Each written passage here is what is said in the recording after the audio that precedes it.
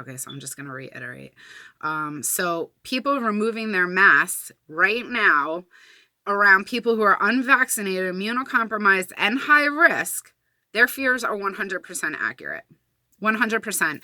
And their chances of survival now actually drop way down, and their risk level goes way up because the variant strands are now way stronger than they previously were.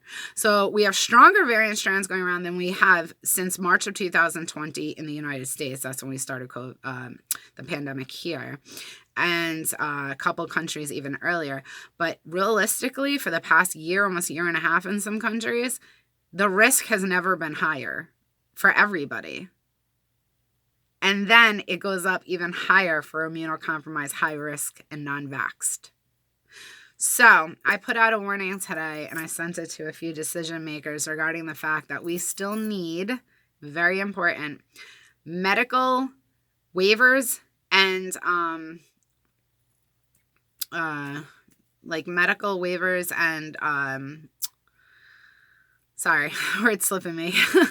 Medical waivers for people who are immunocompromised, high risk, or non-vaccinated and accommodations for those people, because now we're at even higher risk and we can't be forced into situations that are life-threatening just to do business. I had a place tell me today that, sorry, we're lifting all restrictions. You have to come in person. I'm like, excuse me? And this is something that is against my will. And I'm penalized if I don't do it. Like severely penalized, like bad, like even worse life-threatening situations if I don't do it. And that's not fair. This is medical. I should not, and even one step further, not only do I have to come in and do business in person, but in a building where almost nobody's wearing a mask now.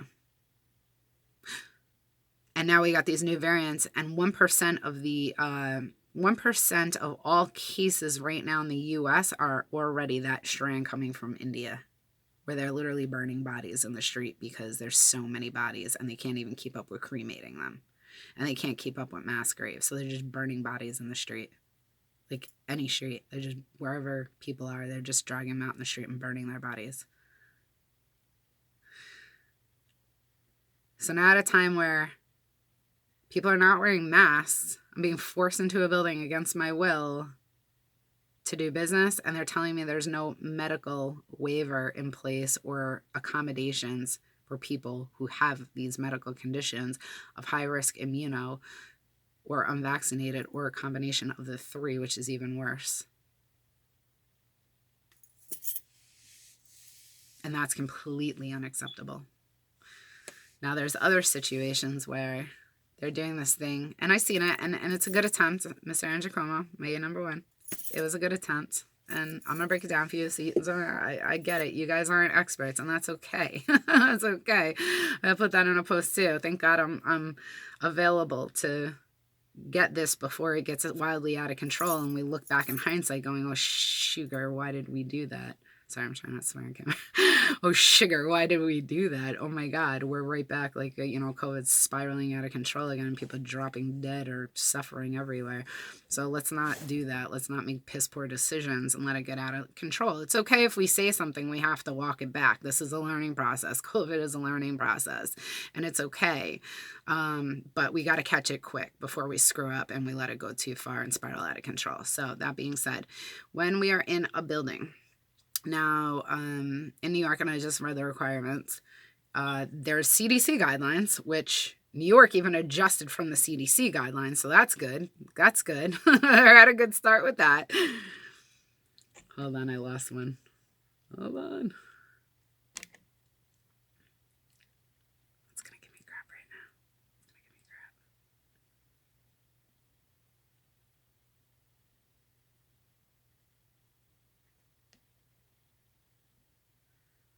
Sorry, I got 2 cameras going, so I gotta make sure they're both on board.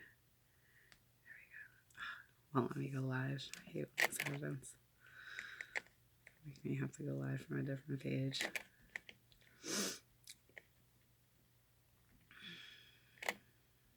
gonna let me go live. Hold on. Sorry, guys.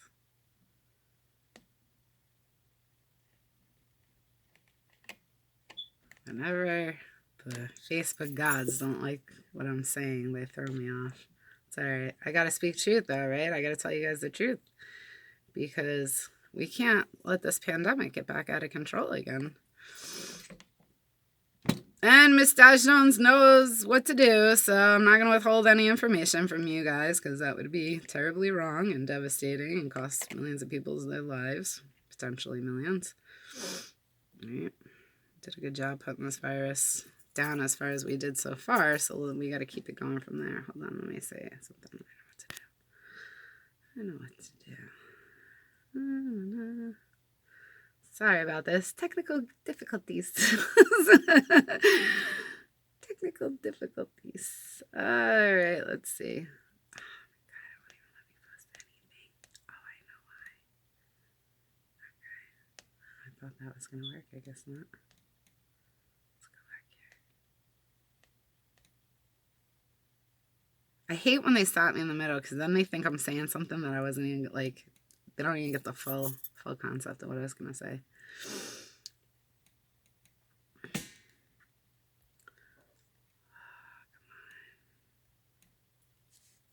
What the heck? I don't know what's going on, but I can't even post on this page right now. Something's not good. That's not good. Why won't it let me... Oh. I think I know why. Okay.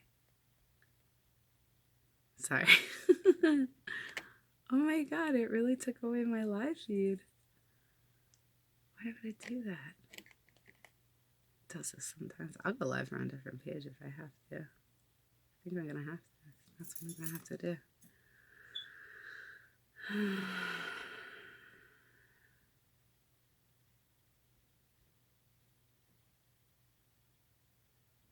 See, let's try it again. I can't believe this. It won't let me go live. Completely took it away. Alright, I'm going live on Dash Jones. I'm going live on Dash Jones. It won't let me. It will not let me. It's like it took it away completely. Maybe it was the part talking about going against my will. It's possible. It's very possible. They don't want me to talk about this right now.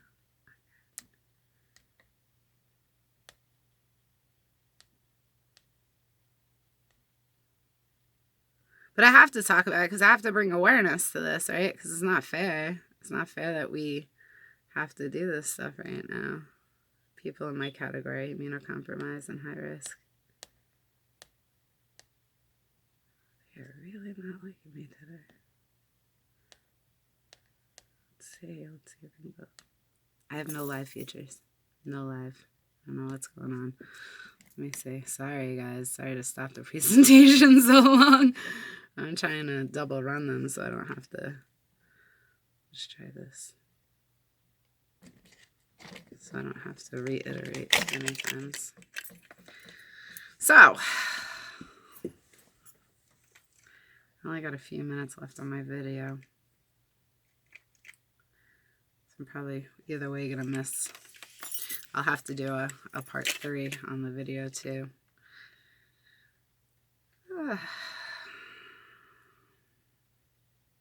Oh, let's talk about something while this is down. We added back our storefront to our business page. I also reposted the original post from March 3rd. I wanted to talk about this on live too, but it's down right now. So we reposted the original post from March 3rd because I was unavailable during the anniversary and I didn't get to do any sort of anniversary posting or any thank yous, so I did that. I made a big thank you too on top, and we also added back our donation button because we really need to, we've worked for free, our company, and we've footed all of the overhead costs to do all of our work with Do Your Part Coronavirus the whole time. And the issue with that is that obviously we can't keep operating with no money, so we have to get donations. And we added our button back. So at the top of the post where it says go to lifeproductzmerch.bigcartel.com. You can go there and you can donate. So please do. And we reposted on our social media pages the original post from March 3rd to thank everybody and remind everybody the original post that went out for Do Your Part Coronavirus. It reached almost 20,000 people all across the world. And Do Your Part Coronavirus went all across the world. And it was amazing, like amazing. That campaign alone saved hundreds of millions of lives. Like they contributed that to being the saving grace all around the world of saving lives and educating. It was the biggest public health campaign that has ever ran. It was a global public health campaign, so it was like pretty extravagant, and I was super stoked and super thankful to everybody, because I know I didn't do that alone. A lot of people helped contribute to spreading the information, to donating, to volunteering, to jumping online and helping educate people, to doing programming about it. So it was really like, it was a phenomenon that I would have never in a million years dreamed of ever happening, let alone under my leadership. So I was like I'm super thankful for you guys. Like my Do Your Parters out there, you guys rocked it. Everybody rocked it. I know we couldn't save everybody, unfortunately, but think about if we didn't do a campaign called Do Your Part and educate mass amounts of people on a grand scale, we would have never saved nearly as many lives. So, that was really, really big news, like really, really amazing and astonishing work that everybody did, not just myself. Again, I always say I can't acknowledge my success without acknowledging everybody else's success. So that was like really awesome. So I don't know why this still won't let me go live, but I'm running out of video, so I'm going to end this video now. What I'm going to do is give it a little while, and maybe, I don't know, maybe it'll reset. Maybe it'll let me go live again. Basically, we're talking about restrictions lifted in the U.S., and I was kind of getting into why some of it was an issue, and I want to go into the airborne factor. You know what? Let me just go into the airborne factor with you guys, and then I'll start live and talk about it, and then I'll pop on for the rest of whenever it'll let me go live. But lifting the restrictions, I want you guys to understand something. It is an airborne virus, okay? So what does that mean? That means if you go into a building and you have the virus and you're breathing in and out, every breath that you breathe out, you're shedding virus. So then you're in a building that is trapped air, that could be recycled air through the air vents, and could have blowing out air vents that literally is blowing your breath as you breathe out now all around the building, instead of staying localized if there's no venting system. Because with no vents, that's why I told you guys to turn your vents off during COVID, and use like personal ACs, and don't use vents that share with other housing units, or even in stores, like try and keep the vents off as much as you can, because all it does is if one person's sick, it just blows their breath all around faster, and it could be contaminated with virus. So if you shut the vents down, you don't have any air blowing around, then as people breathe out or walk through the store, the air stays more localized and it doesn't spread out as quickly. So you have less of a chance of infecting, less likely to infect more people when you don't have any sort of venting system that, or just even a fan that's blowing virus around. So that being said, now they're doing like where, especially more in social settings or venues, like for music or theater, things like that, where they're letting vaccinated and unvaccinated people in, and that's okay, but now they're removing the mask for unvaccinated people, so that puts they're removing masks for vaccinated people, so that puts unvaccinated at higher risk. Right? Because that mask also helps keep people's breath more localized around their body, and it doesn't spread out as far as fast. So the issue is especially in indoor. So it's if you're going indoor, you remove your mask because you're vaccinated, but you do have the virus. You just don't know you do. And you're breathing out, and then you're near, or not even, you don't even have to be near, just in a building with trapped air, enclosed building, right? And then you're breathing out, you're leaving that breath behind. And now it's not even being filtered through a mask, where a mask actually catches particles of the virus in your breath and traps it in your mask. So this is a big concern. Now, they did also make an advisory or do it at different time intervals. So basically you have like a concert or an art gallery for vaccinated people, and then you have it for unvaccinated people. But what you really need to do is have the unvaccinated people in the building first. So basically unvaccinated come in with their mask on because they're less likely to shed more virus if they're sick. And then after the fact, if people want to come in unvaccinated with their mask off, they come in the second group. What you really should be doing in between even is using the UV lights and sanitizing the air as well as the surfaces so the air is clean inside. So that's a big thing. Don't forget, this is an airborne virus. So even though you're making groups, like separate sections for vaccinated and unvaccinated, you're putting unvaccinated, potentially high-risk immunocompromised people in a building where vaccinated people could still be sick and now aren't even wearing masks and could be shedding the virus in the building. Now, I did say we need to get our country open. I don't know if we can max out our capacity because don't forget, when I said open the country, that included mini lockdown models where we should have been eradicated by now.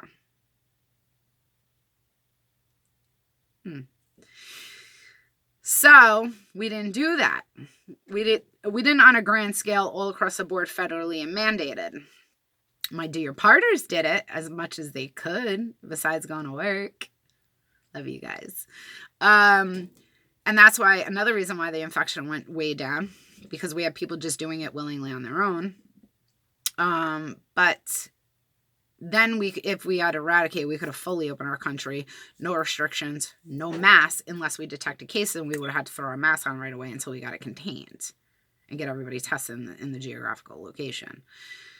But still, we can reopen more things with a greater capacity. It's just we cannot pack out buildings, and more importantly, things like restaurants where people are taking their masks off to eat.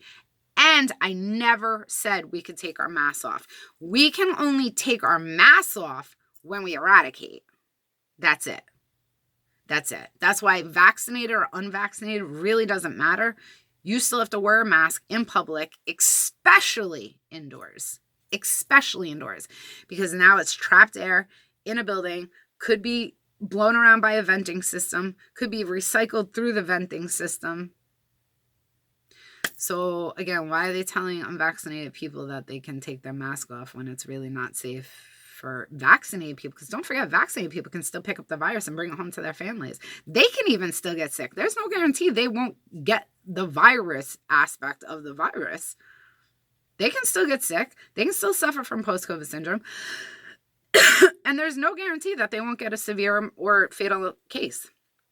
So again, why would we want to just spread the virus around through vaccinated people as well? We don't want to do that either. And they could still get post-COVID syndrome. There's no absolute real logical explanation for us being able to wear masks other than providing a benefit to vaccinated people so people go get vaccinated. But realistically, there really is no benefit. I mean, look at it this way. Wear a mask or get sick. That's just the way to look at it. Wear a mask or get sick. Wear a mask or be responsible for getting other people sick. And God forbid, it could be your loved ones that you could potentially be killing or destroying their quality of life and their health. It's that simple. I mean, I can't boil it down anymore. It is not time to remove masks. We're nowhere near eradication. Nowhere near eradication. When we eradicate, we can remove masks. My video is about to end. I am Ms. Jonez. I'm the founder of Do Your Part Coronavirus. I love you all. Stay well. Stay blessed. Please continue to do your part, and please keep your masks on and stay out of packed buildings, vaccinated or unvaccinated. Thank you so much. Till next time.